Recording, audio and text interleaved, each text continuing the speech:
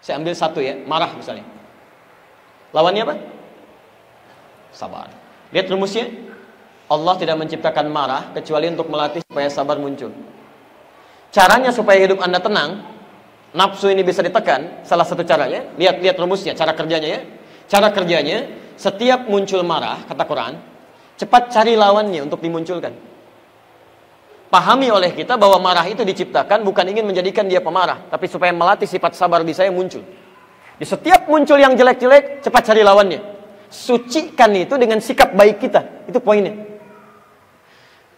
Suami pulang ke rumah Bu ya, misal, dan nunggu-nunggu ya 8 jam, 9 jam, anak mau main-main, tiba-tiba dibuka pintu, "Papa, diam kamu." Hah? Masya Allah kan. Datang istrinya, "Kenapa Pak? Kamu lagi ikut-ikutan," misalnya gitu kan. Padahal nggak tahu apa-apa. Nah, saat suami masuk ke rumah dengan perasaan dan sikap seperti itu, dititipkan marah pada suami. Kalau konsep ininya mengatakan Allah menitipkan marah pada suami bukan ingin menjadikan suami pemarah, bukan. Tapi ingin melatih kesabaran pada diri ibu supaya muncul.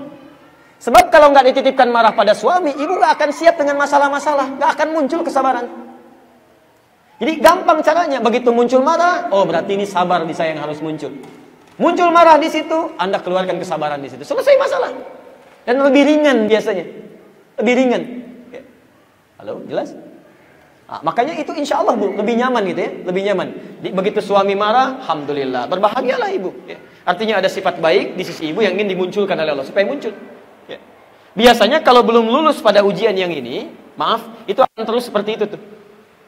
Allah menguji Anda supaya muncul sifat baik yang disiapkan menghadapi tantangan selanjutnya. Ke depan akan lebih besar lagi. Kalau Anda nggak siap dengan sabar yang kecil-kecil, Anda akan kecewa dan bahkan menyesal dengan persoalan yang lebih besar di hadapan Anda. Nggak siap nanti. Ya. Bisa-bisa ada yang pesimis, bisa-bisa ada yang bunuh diri, bisa-bisa ada yang macam-macam. La haula wala quwwata illa billah.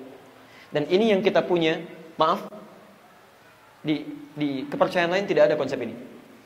Profesor Kato saat kami ke Tokyo, itu ada jurnal penelitian ditulis oleh Profesor Kato. Kata beliau, orang Islam itu lebih hebat dibanding orang Jepang.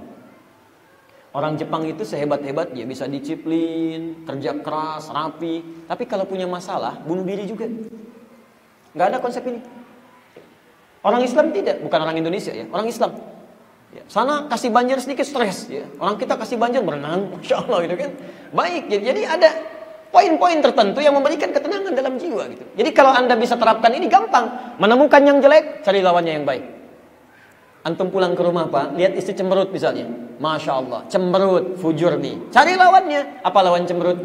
Senyum. Berarti Allah titipkan pada istri saya cemberut supaya saya senyum. Selesai. Assalamualaikum. Kayaknya kenal nih. Siapa ya? Selesai itu. Udah cair pelan-pelan. Kan? Tapi kalau antum lawan dengan sesuatu, dengan nafsu lagi, dengan fujur lagi, nggak akan selesai. Kenapa kamu begitu? Emang kenapa? Oh, nggak akan beres tuh. Ini sudah sampai kiamat kurang 2 hari, jadi aja begitu tuh. Ya. Ini poinnya. Begitu menemukan sesuatu yang tidak baik, cari lawannya yang baik. Ya. Memang tidak mudah ya, tidak mudah, tapi butuh praktek.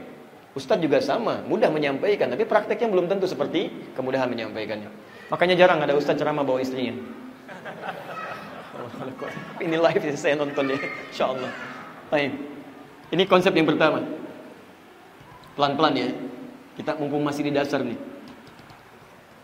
Sebentar, paham sampai sini? Jelas ya? Baik. Saya pernah seringkali tampilkan kisah ini untuk memberikan gambaran lebih jelas dia. Ada seorang keluarga, satu keluarga saleh luar biasa, suaminya saleh, istrinya salehah, punya anak 3, sudah mulai besar-besar. Konsep ini dia pakai. Ya. Satu kali pulang suaminya ke rumah dalam keadaan lapar luar biasa, lapar capek gitu kan, lapar capek. Istri punya kebiasaan makanan sudah siap, jemput di depan pintu, kemudian mulai dicium tangan suaminya dibawa masuk gitu kan. Tapi kalau Allah pada saat itu begitu datang, makanan belum siap Pak, masih di dapur. Ya, begitu dibuka pintunya, suami yang datang, ya, dia cium tangannya, persilakan masuk. Kemudian suami tunggu di meja makan, "Mah, tolong bikinin dulu pengganjal," katanya. Ya, "Saya bikinin mie apa ya," katanya. "Ya nggak apa-apa." Taib suami duduk di meja makan, ini kisah nyata ya. Istrinya pergi ke dapur. Taib masak, dan sambil masak seperti itu dia bikinkan mie. Qadar Allah karena pikirannya bercabang, garam 1 sendok yang akan dimasukkan ke dalam sayur itu pindah ke mie yang 1 mangkok itu. Dia aduk. Dan dia nggak sadar. Dia aduk aja gitu. Udah selesai, dia datang pada suaminya dengan penuh senyuman, dia katakan, "Pak, silakan," katanya, untuk ganjil dulu. Suami alhamdulillah. Begitu dimulai cicipan pertama, ada sesuatu yang beda nih. Saya gini aja lah, antum pulang nih dari kantor, capek luar biasa, lapar, dikasih mie, garam 1 sendok. Apa respon antum tuh? Masya Allah, oh ini lain. Tidak, dia lihat ini. Masya Allah. Garam rasanya apa? Asin. Apa lawannya? Manis. Begitu dia mendapatkan sesuatu yang asin, dia cepat cari lawan yang manis. Maka keluarlah kata-kata yang manis itu. Dia panggil istrinya, "Ma, sini sayang." Masya Allah, anak 3 sudah besar, manggil sayang. Istri kan lain kan? Masya Allah, lihat. Sini, duduk samping papa. Lama rasanya kita nggak makan berdua katanya. Masya Allah. Ini betul nyata gitu kan? Kalimat yang sangat manis gitu kan? Ayo, duduk sini. Lama rasanya nggak makan berdua. Duduk di sampingnya. Ibu bagaimana dalam keadaan demikian? Dipanggil, suruh makan berdua. Luar biasa panggilan sayang. Belum selesai. Kalimat mautnya yang terakhir. Sini papa suapin. Luar biasa gitu kan? Maka diambil kemudian mie, disuapi, istri sudah berbunga-bunga. Begitu sampai suapannya ke mulutnya, merasakan ada yang aneh. Ini ciri istri yang terbaik, luar biasa. Jatuh istrinya. Jatuh, kemudian mencium kaki suaminya, menangis dia. "Maafkan saya, Pak. Mama nggak sengaja, maafkan saya." Kata suami, "Jangan begitu kan? Ini kan papa cuma bilang ramah rasanya, kita nggak makan berdua."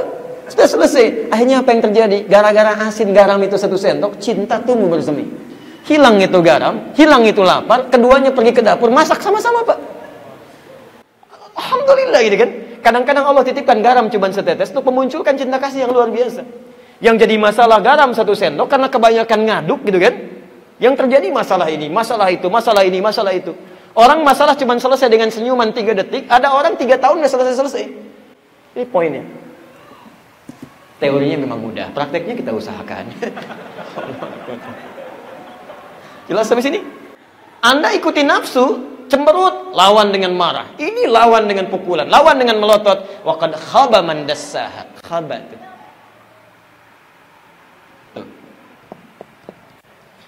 Haula wala quwwata illa billah. Khaba. Khaba itu bukan cuma sengsara, tapi nestapa. Ya. Sudah jatuh tertimpa motor, kan jatuhnya dari motor gitu kan, dia nggak naik tangga. Naik, jatuh, ketimpa lagi, jatuh, ketimpa. Artinya apa?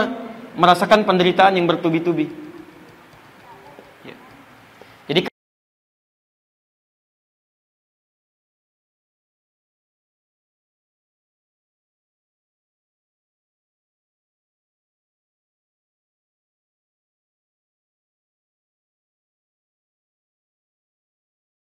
terus dibawa sampai malam. Malam nggak mau nanya lagi, besoknya terus jadi masalah, jadi masalah. Itu khaba namanya. Keadaan tersiksa, ada tidak adanya jadi masalah. Jadi persoalan di sini. Karena itu teman-teman sekalian, yang pertama, dalam bahasan cara kerja nafsu yang pertama, kita mesti paham, nafsu diciptakan oleh Allah. Pada asalnya bukan ingin membuat kita bermasalah, tapi ingin menguji atau menjadi katalis untuk meningkatkan sifat baik dalam takwa supaya muncul. Paham sampai sini? Karena itu kalau menemukan sifat-sifat dan sikap yang tidak baik dalam kehidupan, cepat cari lawannya. Cepat cari lawannya. Jelas di sini? Alhamdulillah. Minimal kita akan tenang. Saya beri contoh begini ya.